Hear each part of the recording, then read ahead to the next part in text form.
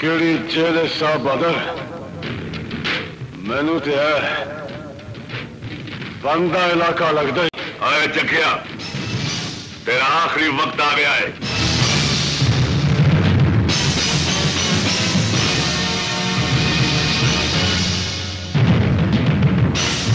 ਤੂੰ ਸ਼ਹਿਰ ਦੇ ਅਮਨ ਲਈ ਖਤਰਾ, ਸ਼ਹਿਰ ਦੇ ਲੋਕਾਂ ਲਈ ਦਹਿਸ਼ਤ ਤੇ ਕਾਨੂੰਨ ਲਈ ਕਾਨੂੰਨ ਸ਼ਿਕਨ।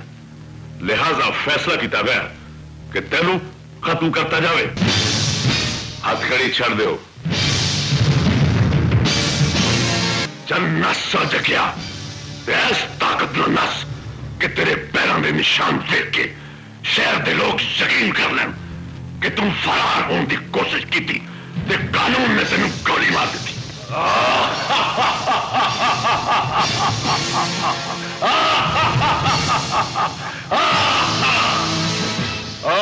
जगह ते ना ही दहशत है ते दहशत अगे लग के नहीं नसती, अगे ला के नसांदी है। चला गोलियां। जगह ने सारिया गोलियां अपने सीने ते कानिया ने। जे एक भी निशान जगह दी कंध ते लगा ते सारी हयाती गुजरा दी नस्ल अख नहीं चुक सकेगी। चला गोली। और साहब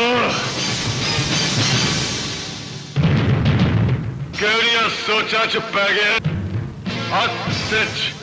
हथ कड़ियां और फिर कदी गोलियां सोचा च पै गए। चला गोली। सर ये बड़ा जिद्दी आदमी है, मैं इन्हू जानना। ये अगे लग के नहीं नसेगा।